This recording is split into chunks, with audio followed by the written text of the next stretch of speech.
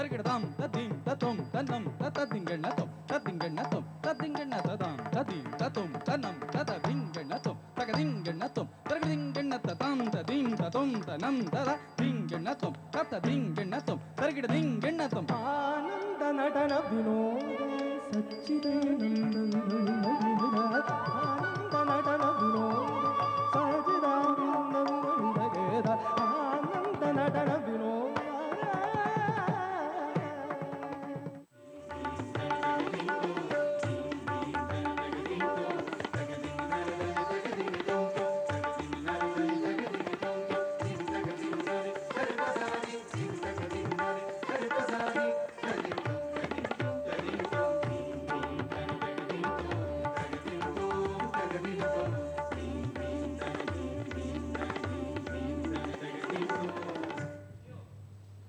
बहुत ही खूबसूरत दृश्य ये हमने देखे अनन्या डांस फिल्म फेस्टिवल के। अब चाहे कितने भी नए डांस फॉर्म्स आ जाए, पॉप, हिप हॉप, सालसा, लेकिन जो इंडियन क्लासिकल की अपनी एसेंस है वो कहीं नहीं जाएगी। आपने मॉन्यूमेंट्स की बात की, क्या दिल्ली से बाहर भी कहीं मॉन्यूमेंट्स में आप ऐसे प्रेजेंटेशंस करते हैं? भक्ति उत्सव हम ले जा रहे हैं इस परी कोलकाता और ले जा रहे हैं चेन्नई। अनन्या ले जा रहे हैं चेन्नई पहले, लेकिन बाहर ट्रफाल्गर स्क्वायर में हम लोग कर चुके हैं बिट्स ऑफ अनन्या।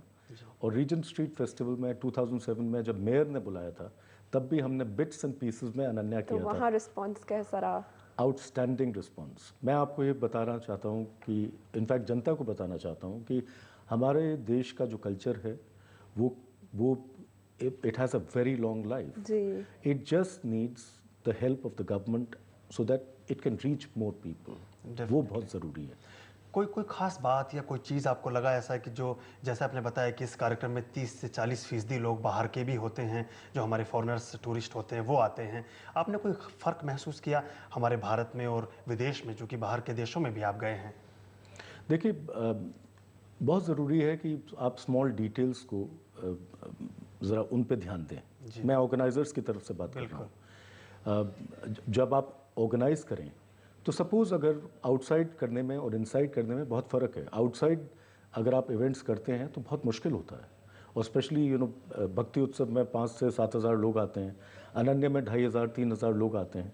उनकी सेफ्टी, अब हमारी एक एम्बुलेंस भी खड़ी होती है टू सी दैट कभी आपके अगर अनफॉर्चुनेटली कोई इंसिडेंट हो जाए किसी ऑडियंस के साथ, कोई अनफॉर्चुनेट इंसिडेंट हो जाए तो एक एम्बुलेंस भी हम खड़ी रखते हैं वहाँ पर।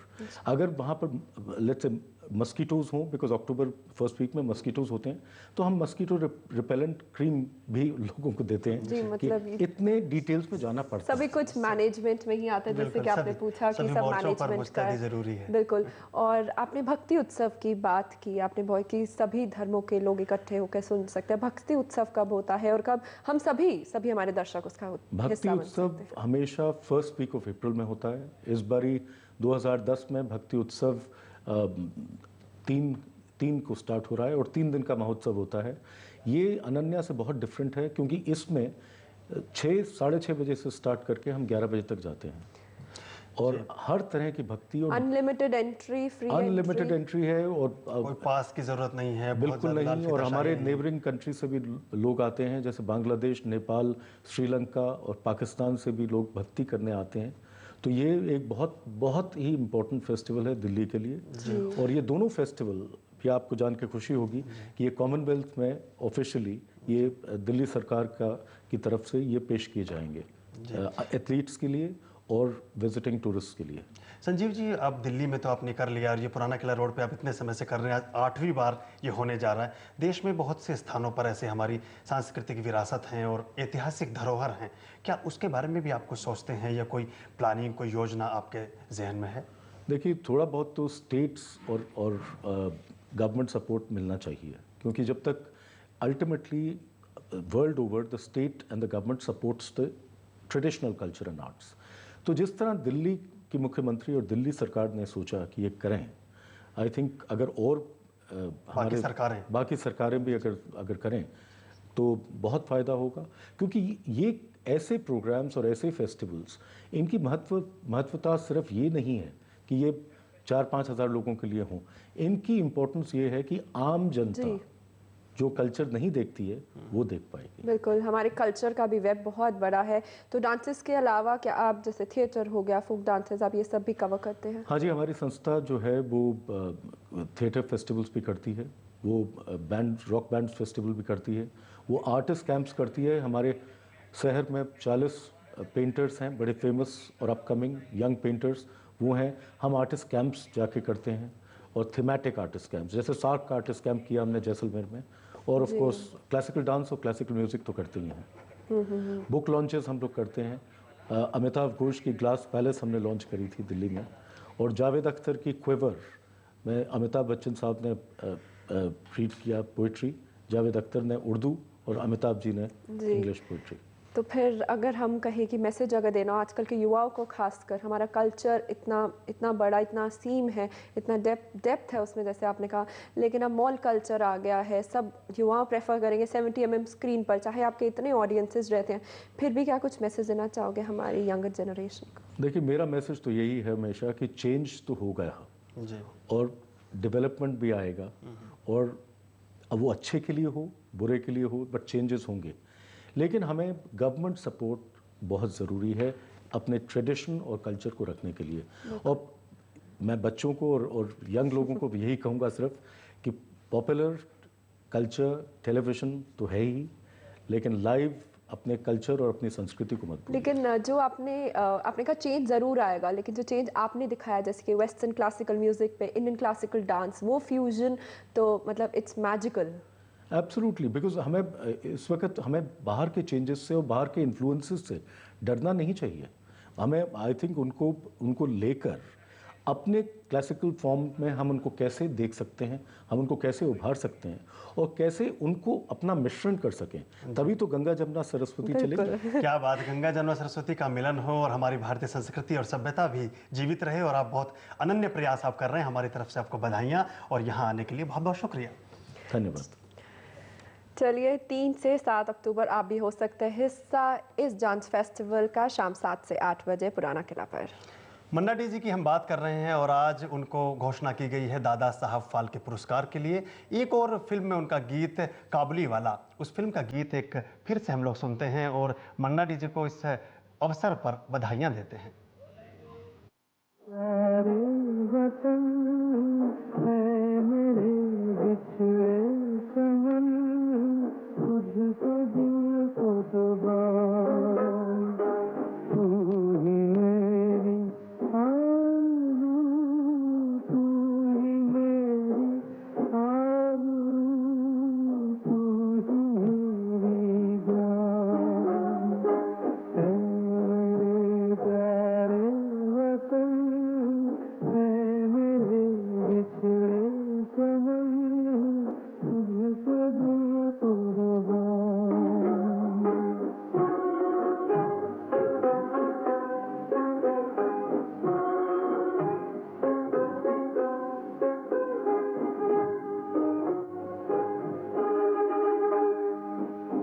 मेरे दामन से जो उन हवाओं को सलाम,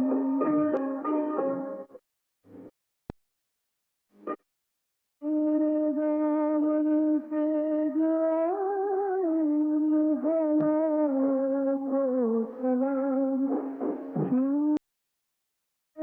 उस जुबां को जिससे आए तेरा नाम, सबसे प्यारी सुबह तेरी, सबसे रंगीन तेरी शान, तुझसे दिल कुर्बान, तू ही मेरी आरज़ू, तू ही मेरी आरज़ू, तू ही मेरी जान।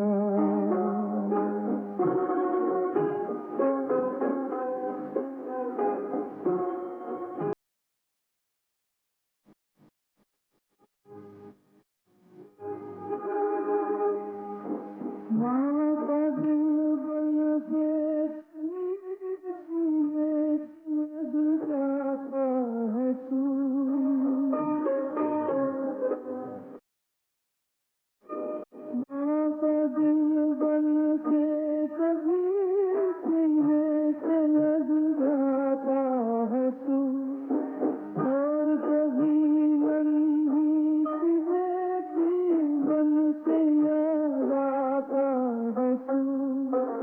जितना याद आता है मुझको उतना तड़पाता है तू, तुझको दिल कुर्बान, तू ही मेरी आरज़ू, तू ही मेरी आरज़ू, तू ही मेरी जान।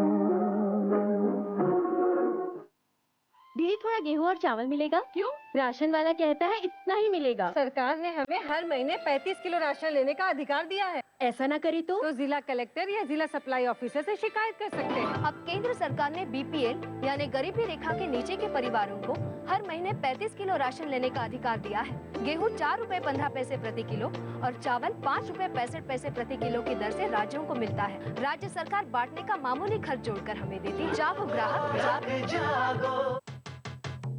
नई नई मोटरसाइकिल को चमकाए सुबह शाम, बड़े ध्यान से रखे इसको हर पल राधे श्याम। गंदे हाथों से इसको न छूने दे किसी को, जरा सी गड़बड़ लगते ही दिखलाए मैकेनिक को। आँख से दूर न होने दे, मौसम से बचाए, पर इतना खुश क्यों राधे श्याम, आओ ये बताएं। दो तो खुशियाँ आई हैं घर में एक साथ, हाल में राधे श्याम बना है एक बच्ची का बाप। नई मोटरसाइकिल का तो रखे पूरा ध्यान, नवजात शिशु की देखरेख का पूछे कितना ज्ञान।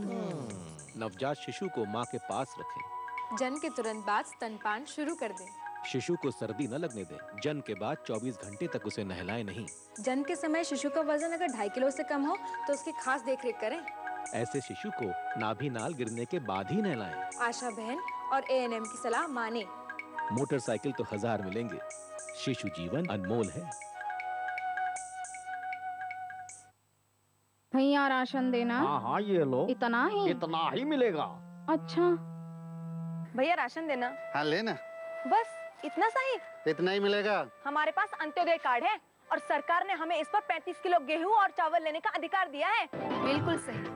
अंत्योदय कार्ड वाले को सरकार ने हर महीने 35 किलो राशन लेने का अधिकार दिया है। चावल 3 रुपए प्रति किलो और गेहूं 2 रुपए प्रति किलो की दर से। जागो ग्राहक जागो। September 27th to October 3rd will be celebrated as Joy of Giving Week. Let's do something for someone. आपके चहते शो बाइस्कोप में देखना मत भूलिएगा। फिल्म भाइयों, आओ आज सब मिलकर इस धरती माँ की कसम खाएं कि जब तक हम देशद्रोही दीवान का खात्मा नहीं कर लेंगे, हम चैन से नहीं बैठेंगे। Portugal, Basantpur, bye bye. फिर मिले तो पहचाना न भूलिएगा। जब से आंखें हो गई तुमसे चार इस धरती पर, जब से आंखें हो गई तुमसे चार इस धरती पर। सिर्फ दूरदर्शन के राष्ट्रीय चैनल पर। प्रायोजक हेल्दी होगा हिंदुस्तान, कोई डर नहीं, लाइफ बॉय। सह प्रायोजक एरियल ऑक्सीब्लू, जगमगा दो दुनिया, और नया कोलगेट जिगजैग, गहरी सफाई के लिए।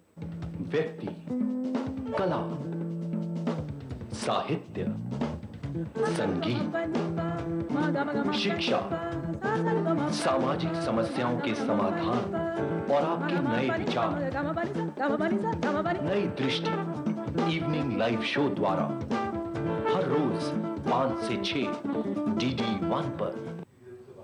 Welcome back. आप देख रहे हैं इवनिंग लाइव शो। आज है वरिष्ठ नागरिक दिवस यानी कि इंटरनेशनल सीनियर सिटीजन्स डे।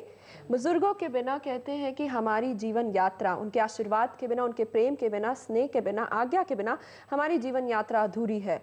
और हम सबका, हम सभी युवाओं, खास सभी बच्चों का ये फ़र्ज़ बनता है कि उनकी सेहत का ध्यान रखना बहुत ज़रूरी है। तो बस आज हम बात करेंगे युवाओं की सेहत के बारे में, ख़ास तौर पर वृद्धावस्था में पाए जाने वाले कैंसर के बारे में। हमारे साथ एक बहुत ही स्पेशल गेस्ट है, डॉक्टर मनोज शर्मा, और इस चर्चा में आप भी हो सकते हैं शामिल। आपको हमारा फ़ोन नंबर पता है, लेकिन एक बार रिपीट कर देती हूँ, 2309753223097532, और दिल्ली से बाहर और मोबाइल से कॉल करते वक्त 011 ज़रूर लगाएं।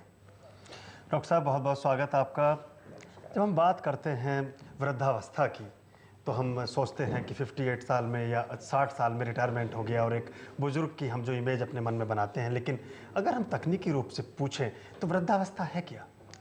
देखिए, वृद्धावस्था मुख्य रूप से एक अकेलापन है, एक उम्र बढ़ जाना है, एक शरीर में कमज़ोरी आ जाना है, एक शरीर की जो संवेदनशीलताएं हैं, सेंसेस हैं, सुनना, देखना, वो कम हो जाना है, याददाश्त कम हो जाना है, आर्थिक और शारीरिक रूप से कमज़ोरी आ जाना है, याददाश्त चली जाना है, शरीर दौड़ भाग नहीं कर सकता है, जिसको कहते हैं ना एक स्थिरता आ जाती है, चल फिर नहीं सकते, जा नहीं सकते, और इन सब का इफ़ेक्ट जो है शारीरिक और मानसिक रूप पे और शरीर की जो रोग प्रतिकार क्षमता होती है उन सब पे पड़ता बिल्कुल, मतलब social problem, physical problem, economic problem. अब हम देखते हैं कि हमारे देश में एवरेज एज बढ़ गई है, लॉन्गेविटी ऑफ लाइफ बढ़ा दी गई है। क्या ये भी कारण है प्रॉब्लम अमंग ओल्ड पीपल की? बड़ी मज़े की बात है कि एक तो देखिए जनसंख्या विस्फोट हुआ, उसके साथ हेल्थ सर्विसेज इतनी इम्प्रूव कर गई कि रामबाण दवाइयाँ बनने लग गई। इस कारण जब भारत में एक औसत उम्र शायद 30, 35 या 40 साल हुआ करती थी, वो आज 60 साल पार कर गई है। विश्व के आंकड़े यदि देखें तो एक शताब्दी के अंदर एक औसत उम्र 50 साल से 30 साल बढ़ गया, मतलब 85 साल तक औसत उम्र आ गई है। अब ये जब औसत उम्र बढ़ी तो इसके साथ वृद्धों की संख्या बढ़ी, और कैंसर का एक प्रमुख कारण एज है। प्रोसेस ऑफ एजिंग जो है वो स्वयं ही एक कैंसर का प्रमुख कारण है। और इन सब के साथ साथ बहुत तरह की हमारे जीवन यापन शैलियाँ, लाइफस्टाइल चेंज